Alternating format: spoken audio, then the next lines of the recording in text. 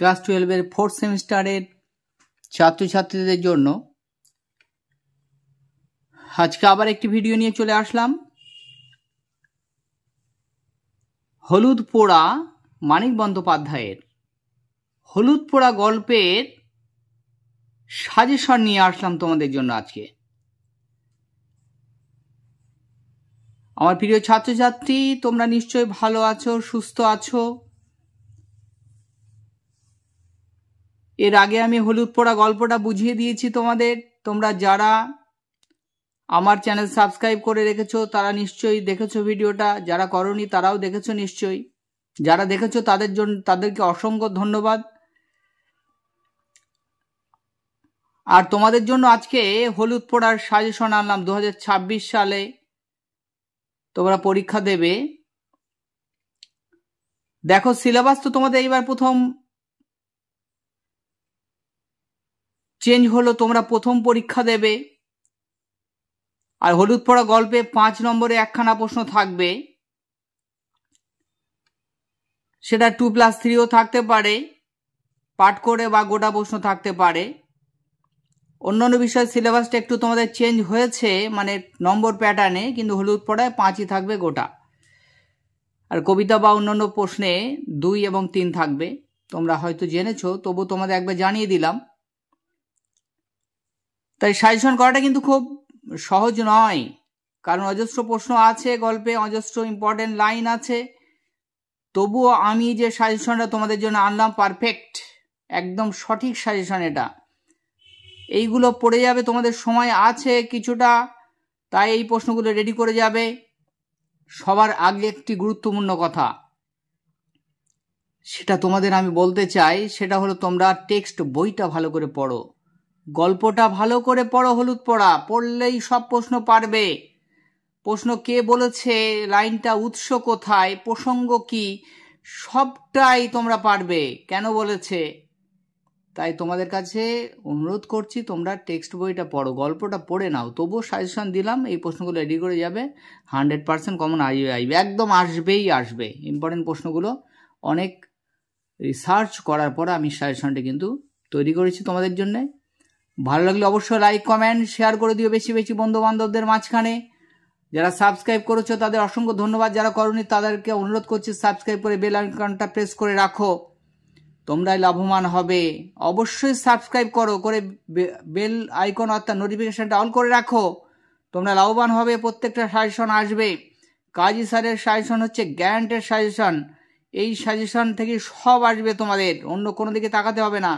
আর কাজী স্যারের সাজেশন যদি না খাটে, কারো সাজেশন কিন্তু খাটবে না, এইটা কাজী স্যারের গ্যারান্টি। আর তোমরা, এটাই তোমাদের অনুরোধ করছি, তোমরা আর একটা জিনিস করবে, তোমরা হাইপ করে দিও ভিডিওটাই, অবশ্যই হাইপ করে দেবে। 3টে হাইপ করে দেবে এই ভিডিওটাই, যদি ভালো লাগে। একবার হাইপ করে ব্যাকে এসে আবার গিয়ে হাইপ করবে, এইভাবে 3বার হাইপ করে দিও।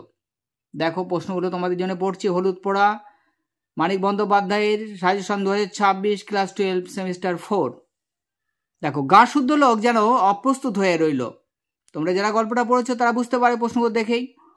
কোন ঘটনায় গা শুদ্ধ লোক অপ্রস্তুত হয়ে রইল, এর কারণ কি? অথবা শুভ্রার পরিচয় দাও, তার মৃত্যু গায়ে কেমন প্রভাব ফেলেছিল, তা হলুদ পোড়া গল্প অবলম্বন লেখো। একই কিন্তু উত্তর হবে।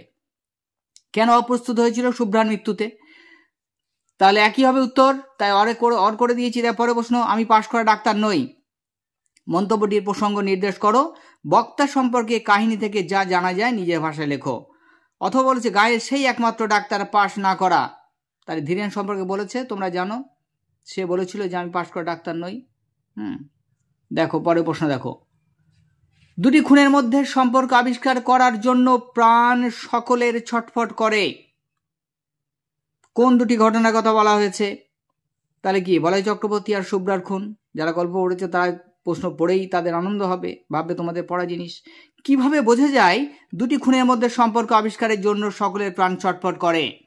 অথবা কি দিয়েছি দেখো, সে বছর কার্তিক মাসের মাঝামাঝি 3 দিন আগে পরে গায়ে দুটো খুন হয়ে গেল। তাহলে 2টো খুন হয়েছিল শুভ্রার, বলাই চক্রবর্তী। তাহলে ওর অর্ডার এটা একই উত্তর হবে। পরে প্রশ্ন দেখো, তারা প্রায় সকলেই বুড়ো ঘোষালের কথায় সায় দিল। বুড়ো ঘোষালকে তার কথায় যে নানা রকম প্রতিক্রিয়া হয়েছিল নিজের ভাষায় লেখো। তাহলে ঘোষাল যেটা বলেছিল তোমরা জানো, যেটা পড়েছো। পরে প্রশ্ন দেখো, গল্প যাদের পড়া আছে ওই জন্য বারবার বলছি গল্প পড়ো। পরে প্রশ্ন দেখো, হলুদ পোড়া গল্পের চরিত্র বিশ্লেষণ। চরিত্র একটা আসতেই পারে প্রথমবার, তবে ধীরেনের চরিত্র সবচেয়ে বেশি ইম্পর্টেন্ট। নবীনটা পড়ে রাখবে, দামিনীর চরিত্র ইম্পর্টেন্ট। আচ্ছা, কুঞ্জর চরিত্র ইম্পর্টেন্ট, শান্তিটাও পড়ে রাখতে হবে। ধীরেন টেস্টটা দিয়ে দিচ্ছি। পরে দেখো মোস্ট ইম্পর্টেন্ট, সবচেয়ে গুরুত্বপূর্ণ প্রশ্ন দেখো, 50 টাকা রেওয়ার্ড ঘোষণা করেছি। কে কি উদ্দেশ্যে রেওয়ার্ড ঘোষণা করেছিল? এই উক্তির আলোকে বক্তা চরিত্রের বৈশিষ্ট্য। তাই রেওয়ার্ড ঘোষণা কে করেছিল? যখন বলাই চক্রবর্তী খুন হয়ে গেল তখন তার ভাইপো নবীন এসে এই ঘোষণা করেছিল। বুঝতে পারছো তো? দেখে নিও, আর গল্পটা তো বোঝানো আছে, দেখে নিলে সব বুঝতে পারবে। পরে প্রশ্ন দেখো, কুঞ্জ মাঝির সাথে চালাকি চলবে না। কোন প্রসঙ্গে কথা বলা হয়েছে? নিজের বক্তব্যের সমর্থনে কুঞ্জ যা যা করেছিল তার বর্ণনা দাও। এটাও পড়ে রাখতে হবে, এটাও ইম্পর্টেন্ট প্রশ্ন, পড়ে রাখবে। কুঞ্জ মাঝির সঙ্গে চালাকি চলবে না, তাহলে সেই আত্মা তাড়ানো দূর করার জন্যে কুঞ্জ এই কথাগুলো বলেছিল। দেখো, দামিনী যখন ভূতে পেয়েছিল আত্মাই ভর করেছিল। পরে প্রশ্ন দেখো, অথবা দেখিয়ে দিচ্ছি, দেখো ব্যাখ্যাটা দেওয়া উচিত ছিল কুঞ্জ গুণীর। কোন প্রসঙ্গে এই কথা বলা হচ্ছে, কুঞ্জ কি কথা বলেছিল? একই ধরনের উত্তর একসঙ্গে অরে দিয়ে দিয়েছি। নেক্সট দেখো,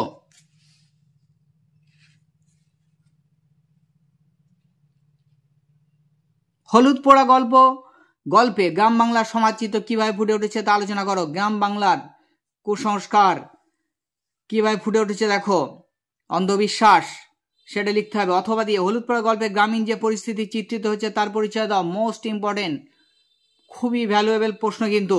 পরে প্রশ্ন, অথবা হলুদ পোড়া একটি সংস্কারাচ্ছন্ন পল্লী সমাজের ভৌতিক বিশ্বাসের গল্প। হলুদ পোড়া অবলম্বনে মন্তব্যটি বিশ্লেষণ করো। তাহলে গ্রাম বাংলার অন্ধবিশ্বাস বা ভূতে বিশ্বাসের গল্প এটা কিন্তু। পরে প্রশ্ন দেখো, ছোট গল্প হিসেবে হলুদ পোড়া গল্পটি কতটা সার্থক তা নিজের ভাষায় আলোচনা করো। ইম্পর্টেন্ট প্রশ্ন, সেটা দিয়ে দিচ্ছি। পরে প্রশ্ন দেখো, হলুদ পোড়া গল্পটির নামকরণের সার্থকতা পড়ে রাখবে। হলুদ পোড়ার নামকরণ কতটা সার্থক। পরে প্রশ্ন দেখো, শাহপুরের কৈলার ডাক্তারকে একবার ডাকা দরকার।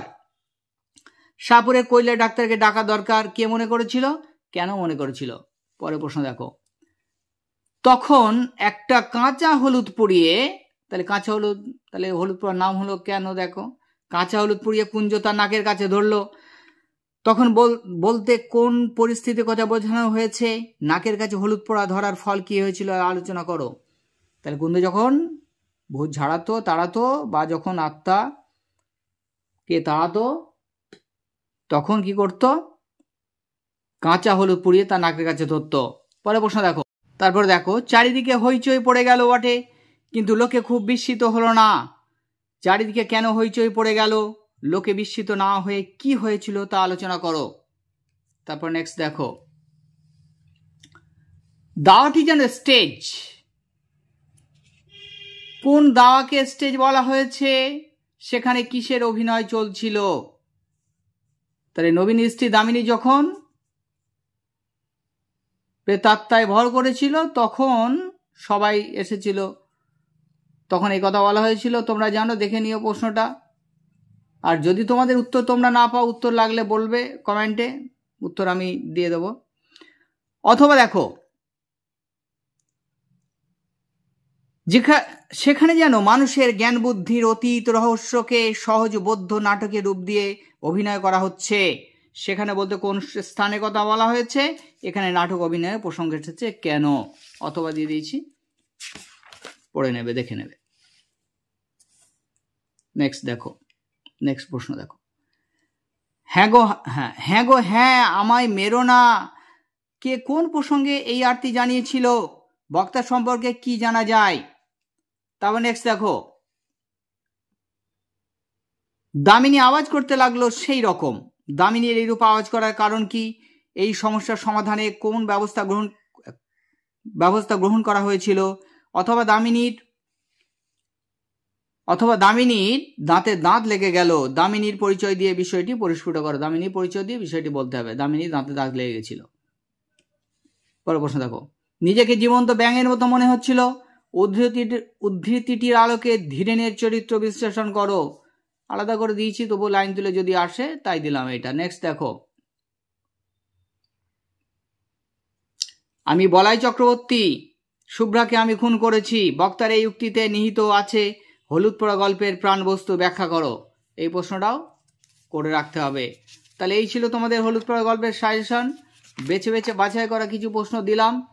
প্রথমে বললাম তোমাদের সাজেশন করাটা কিন্তু দুরূহ ব্যাপার, তার সত্ত্বেও তোমাদের জন্য সাজেশন আনলাম। তোমরা অবশ্যই সাজেশনটা ফলো করে যাবে প্রথম থেকে। আর যারা এতক্ষণ ধৈর্য ধরে ভিডিওটা দেখেছো তাদের কাছে আরেকটা অনুরোধ, তোমরা অবশ্যই চ্যানেলটা সাবস্ক্রাইব করে রাখো, বেল আইকনটা প্রেস করে রাখো, তোমাদের উপকারে আসবে। প্রত্যেকটা বিষয়ের সাজেশন কিন্তু আসবে কাজী সার্চ টিউটোরিয়াল চ্যানেলে। আমি তোমাদের কাজী স্যার, তোমাদের উপকারের জন্যে সাজেশন আনবো, বোঝানোর ভিডিও অনেক আনবো।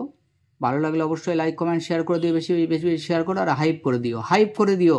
যেভাবে বললাম সেইভাবে এই হলুদ পোড়া ভিডিওটাই তোমরা হাইপ করবে বেশি বেশি, তাহলে আরও উৎসাহ বাড়বে ভিডিও বানানো। তোমাদের জন্য ভালো ভালো ভিডিও আনতে পারবো। আজকের ভিডিও এই পর্যন্তই। তোমরা ভালো থেকো, সুস্থ থেকো।